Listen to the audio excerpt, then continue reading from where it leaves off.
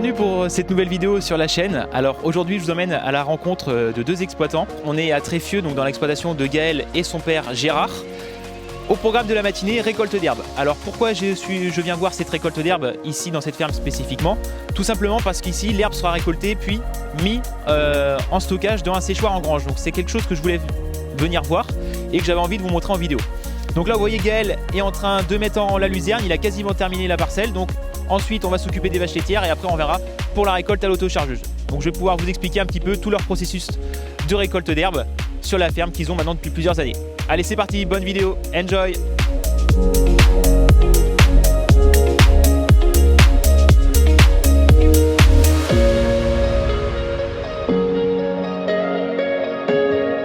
Comme pour toute récolte d'herbe mécanisée, la fauche fait partie de la première étape de la chaîne de récolte.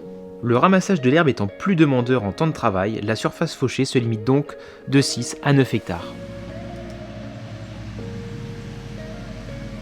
La combinaison des deux faucheuses Pottinger permet de réaliser une fauche à plat sur une largeur de 6,50 m. L'absence de conditionneur sur les faucheuses assure une dépose en douceur du fourrage au sol sans perdre la feuille du trèfle. C'est donc sans effort que le Sam Silver de 160 chevaux réalise ce travail.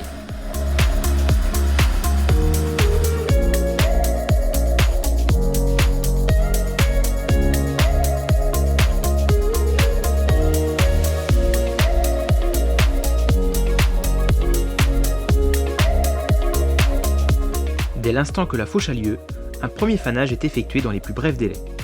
Pour cette seconde étape, c'est Gérard qui s'occupe de cette tâche. L'utilisation de la faneuse à 8 toupies correspond parfaitement à la largeur des faucheuses. Cette étape a pour but d'assurer la bonne répartition au sol de l'herbe pour un séchage homogène. Cette étape suit la faucheuse afin de limiter la perte de feuilles des légumineuses.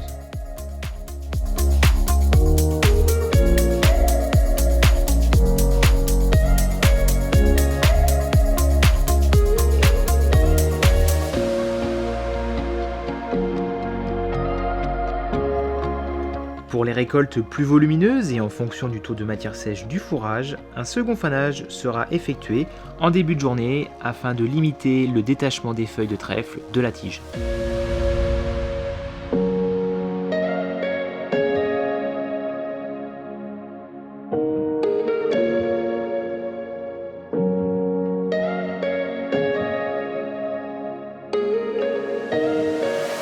Nous retrouvons maintenant de bon matin dans une parcelle de luzerne qui a été fauchée il y a 2 jours.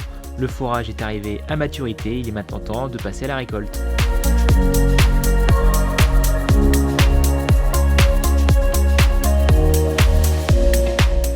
Gaël s'occupe de la mise en rang avec un endaineur à soleil. Il préfère cependant l'utilisation du double rotor face à face de la Kuma, mais ce dernier temps maintenant c'est le Tonuti Raptor qui vient en dépannage.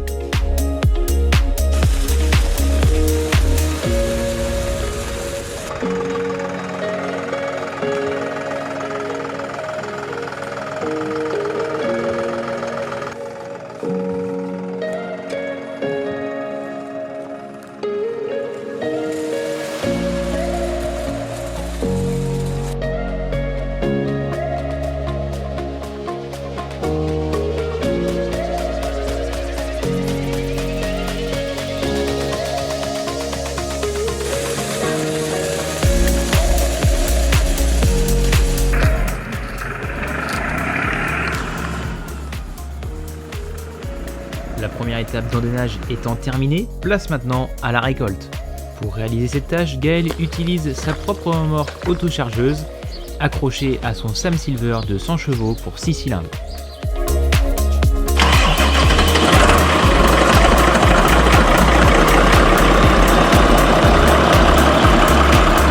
Pour la récolte de luzerne, ce seront 13 couteaux qui seront installés, soit un couteau sur 2, afin d'avoir une bonne qualité de coupe de la tige. Tandis que Gaël apporte les derniers réglages sur l'autochargeuse, son père Gérard est à l'œuvre pour l'alimentation des vaches laitières. Le séchoir étant disposé en face de la table d'alimentation, la ration basée à plus de 50% de foin peut facilement être distribuée à l'ensemble du troupeau.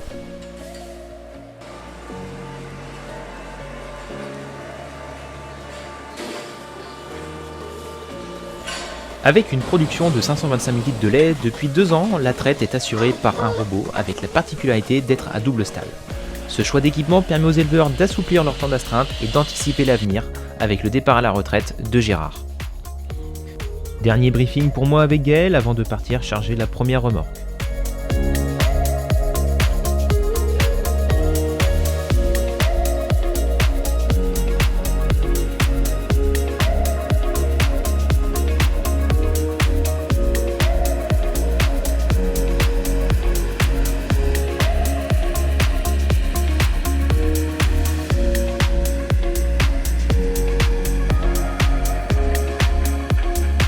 Le chargement de la première remorque arrivant à terme, c'est Gérard que l'on voit rentrer lui aussi à la ferme au volant de son Sam Falcon, fraîchement restauré.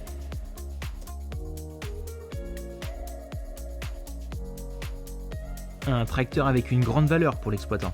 En effet, ce Falcon de 50 chevaux a été le premier tracteur Sam acheté par Gérard.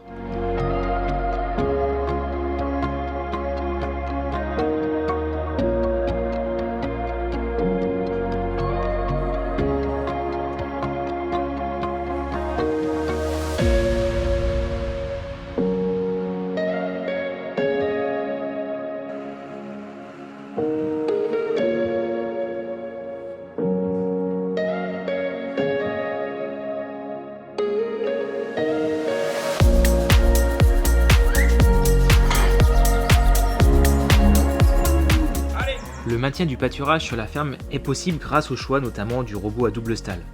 Ainsi, la totalité du troupeau peut être traite 2 fois sur la période de la nuit en bâtiment.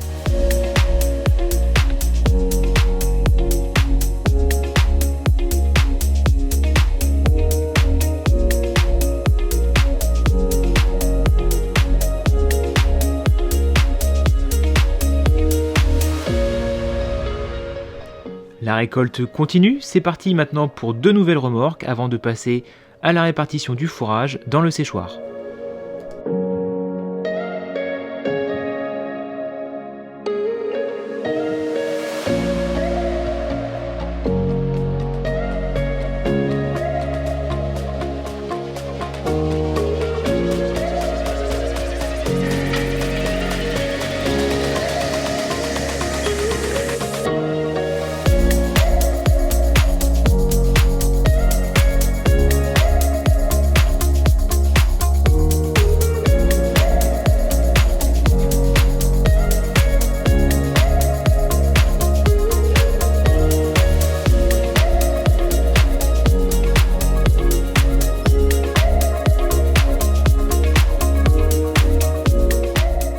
Il est temps maintenant pour moi de vous parler de l'engrangement du fourrage dans le séchoir.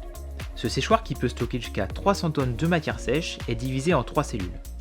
Chacune des cellules est remplie en fonction de la qualité du fourrage. Ainsi, le fourrage sera soit destiné aux vaches laitières ou aux génisses.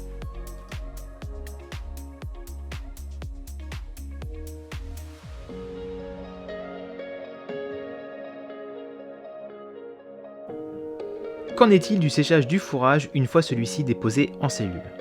Eh bien, c'est un automate qui déclenche le ventilateur alimenté en air chaud via le toit solaire de 860 m².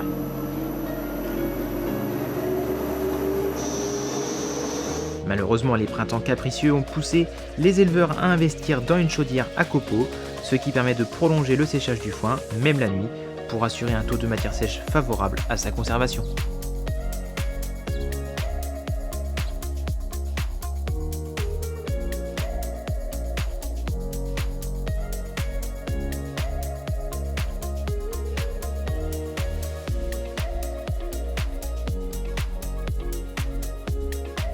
La vidange de cette 4e et dernière remorque marque la fin de cette vidéo.